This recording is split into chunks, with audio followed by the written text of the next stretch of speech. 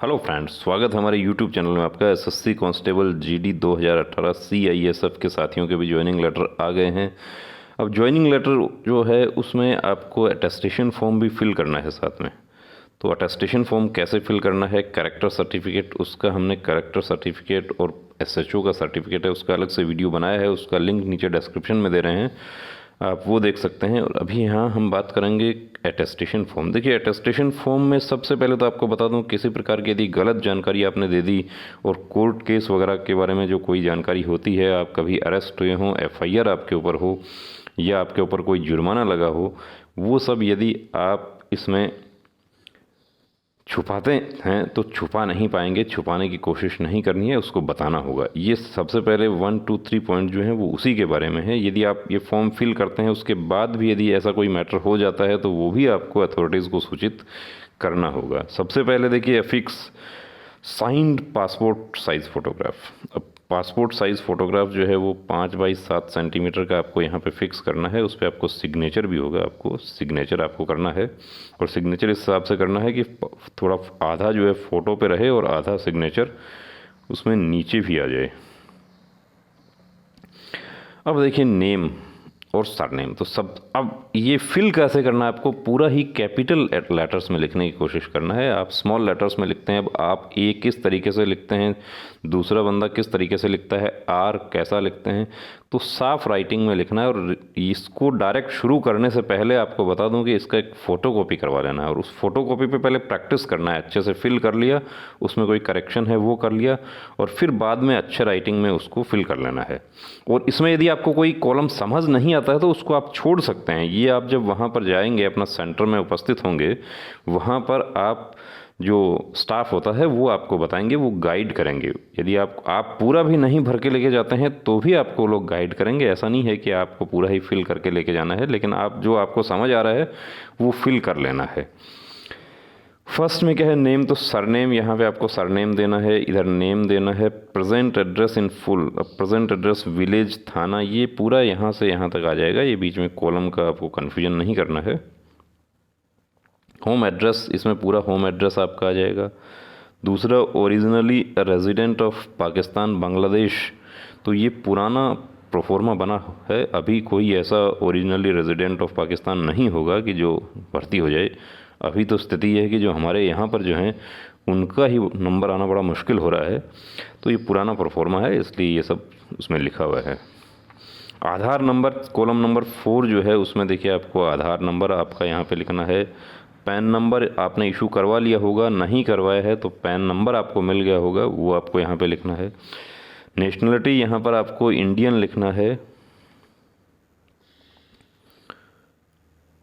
Date of birth, इधर देखिए, date of birth जो कॉलम नंबर 7 जो है उसमें date of birth, present age और एज एट मैट्रिकुलेशन। अब डेट ऑफ बर्थ तो ठीक है, आप लिख देंगे आपका डेट ऑफ बर्थ, सपोज कीजिए कि आपका 2 जनवरी 1999 है, तो 2/1/1999 आपने लिख दिया यहाँ पे। अब दूसरा क्या है, प्रेजेंट एज। ये प्रेजेंट एज किस डेट से आप काउंट करते हैं, जिस दिन आपको ज्वाइन होना है, 21 जून को आपको ज्वाइन होना है या 1 जुलाई को आपको ज्वाइन होना है, उस डेट तक का आप प्रेजेंट एज काउंट करके इसमें लिख दिए। कितना डे होता है, कितना मंथ होता है, कितना ईयर होता है, वो सब लिख देना है। एज एट मैट्रिकुलेशन, इसमें कुछ साथियों को डाउट होता है कि उसमें कितना एज लिखा जाए और वो रिज़ल्ट कब आया था हमें नहीं पता है, लेकिन आपकी मार्कशीट जो है उसके ऊपर एक डेट लिखी हुई है कि किस डेट को वो मार्कशीट इशू हुई, वो डेट से आपको कैलकुलेट कर लेना है। Place of birth, district and state in which situated, यहाँ पर आपका जो जन्म स्थान, जिला और किस राज्य में स्थित है वो दिखाना है। District and state in which you belong, आप कौन से राज्य और उससे बिलोंग करते हैं वो आपको दिखाना है। District and state to which your father originally belong, यानी आपके पिताजी पहले से दूसरे किसी राज्य में के निवासी थे, लेकिन अभी आप कहीं दूसरे राज्य में निवास कर रहे हैं, तो उनका जो है ओरिजिनली वो यदि कहीं दूसरे राज्य के मूल निवासी हैं तो वो आपको शो करना होगा इसमें। रिलीजन में आप हिंदू, मुस्लिम, सिख, ईसाई, पारसी, जैसा भी आपका रिलीजन है, सिख, वो आपको शो कर देना है यहाँ पे। Are you a member of a schedule caste, schedule tribe और ओबीसी, तो वो आपको इसमें यदि आप हैं तो आपको यस लिख देना है, ओबीसी लिख देना है, या एससी एसटी जैसा भी है। पर्टिकुलर्स ऑफ प्लेसेस, अब ये 11 नंबर जो है वो इम्पोर्टेंट है, सॉरी 10 नंबर। 10 नंबर क्या है? Particulars of places with periods of residence where you have resided for more than 1 year at a time during the preceding 5 years. In case of stay abroad, including Pakistan, particulars of all places where you have resided for more than 1 year after attaining the age of 21 years should be given. अभी suppose कीजिए कि आपका as जो है वो अभी 22 साल है, तो यहाँ पर आपको बता दूँ कि 22 से पीछे आप चले जाइए, 17 साल की आयु के बाद में आप 1 साल से ज़्यादा जहाँ जहाँ आप रहे हैं वहाँ पर आप 6 महीने का डिप्लोमा की पढ़ाई करने के लिए आप कहीं गए, या 2 महीने के लिए आप कहीं रिलेटिव्स के यहाँ रहने के लिए गए, या 10 महीने के लिए भी आप कहीं फैक्ट्री में काम करने के लिए गए, तो वो दिखाने की ज़रूरत नहीं है। 12 महीने से ज़्यादा आप बीएड करने के लिए आप कहीं दूसरे राज्य में गए, या अपने राज्य में ही आप किसी दूसरे स्थान पर पढ़ाई के लिए गए, तो वो आपको शो करना होगा। इसमें फ्रॉम डेट, जो जिस डेट को वहाँ गए, किस डेट तक, रेजिडेंशियल एड्रेस, आप वहाँ किराए के मकान में रहते थे या हॉस्टल में रहते थे, कहीं भी रहते थे, कंपनी के गेस्ट हाउस में रहते थे, वो सब आपको यहाँ पे शो करना होगा। और डिस्ट्रिक्ट हेडक्वार्टर जो है उसको इसमें इस कॉलम में शो करना होगा। दूसरा 11 नंबर जो है इसको देखिए आप छोड़ दीजिए अभी, क्योंकि 11 नंबर जो है वो यहाँ पे कुछ या तो मिसिंग है इसमें, तो ये आपको ऑफिस में वहाँ जाएंगे वहाँ बता दिया जाएगा। 12 में आ जाते हैं हम direct. Information to be furnished with regard to sons and और daughters in case they are studying living in foreign country, तो ऐसी स्थिति में आप नहीं हैं अभी, तो इसमें आप छोड़ दीजिए, इसको खाली ब्लैंक छोड़ देना है।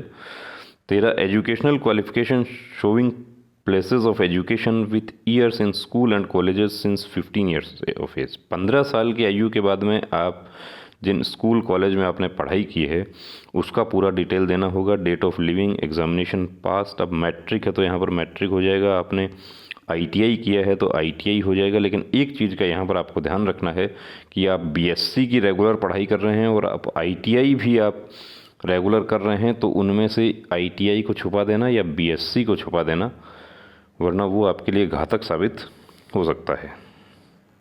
का मतलब साइमल्टेनियस नहीं होना चाहिए वो।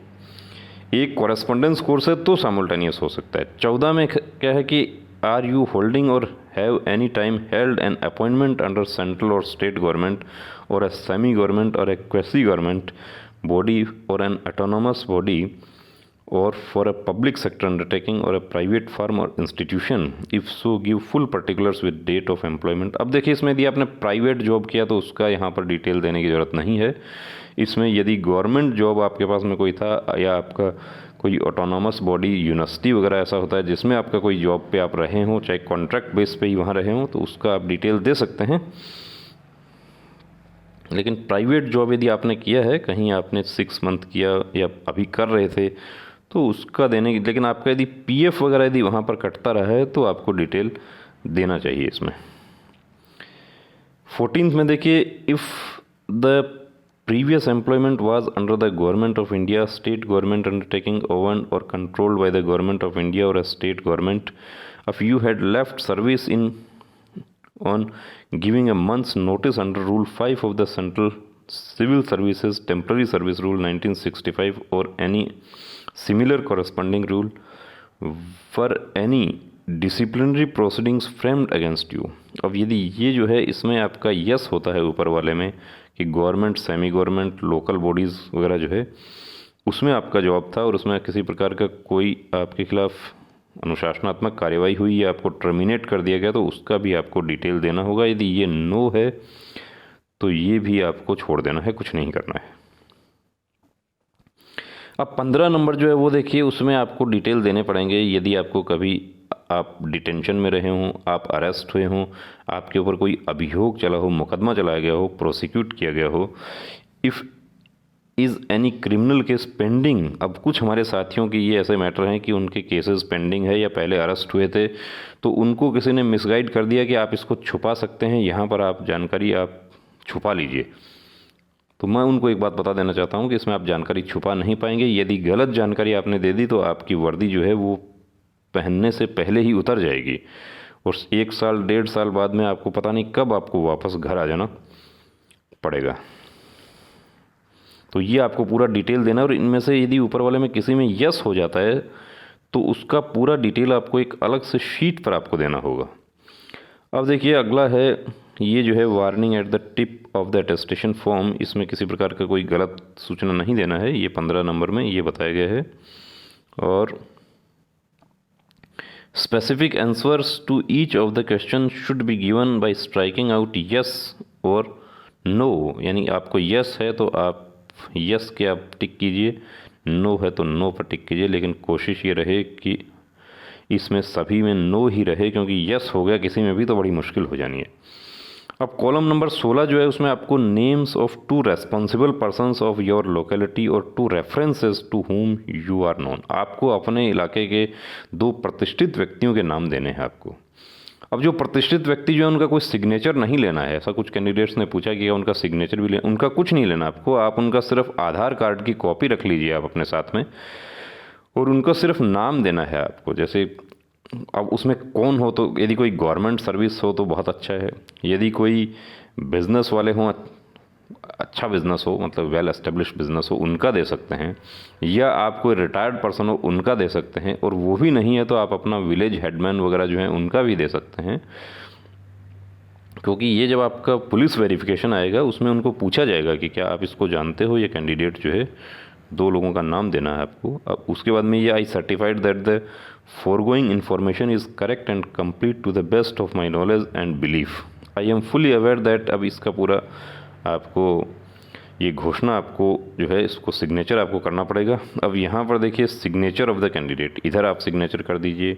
डेट प्लेस एक्चुअली जो है ये यहाँ होना चाहिए था, लेकिन ये यहीं आ गया तो आप इसको यहाँ लिख दीजिए डेट।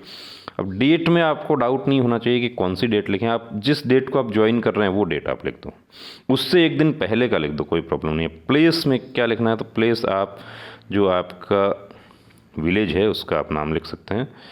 ये हो गया आपका अटेस्टेशन फॉर्म। इसमें कोई भी यदि आपको समझ नहीं आ रहा है, कहीं डाउट हो रहा है, तो गलती नहीं करना है, उसको ब्लैंक छोड़ दीजिए। जैसे एक कॉलम मैंने बताया उसको ब्लैंक छोड़ दीजिए, उसमें कहीं मिसप्रिंट लग रहा है कि वो किसके बारे में पूछा है, वो एक्चुअली फादर के बारे में पूछा गया है, लेकिन वहाँ पे लिखा नहीं गया है। To be filled by the office, ये आपको नहीं फिल करना है, ये ऑफिस ने फिल करना है। और ये कैरेक्टर सर्टिफिकेट, इसको और पुलिस स्टेशन का जो SHO का सर्टिफिकेट है उनका हमने अलग से वीडियो बना दिया है, वो नीचे डिस्क्रिप्शन में लगा रहे हैं। तो दोस्तों आपका CISF का ज्वाइनिंग आ गया है, तो थ्रिल और रोमांच से भरपूर CISF की वर्दी के लिए हो जाइए तैयार। जय हिंद।